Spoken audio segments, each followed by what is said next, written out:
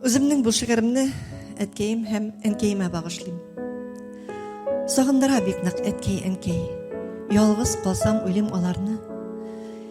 Исән чакта кадерен белмәдем шул. Күбрәк сөйдем газиз баламны.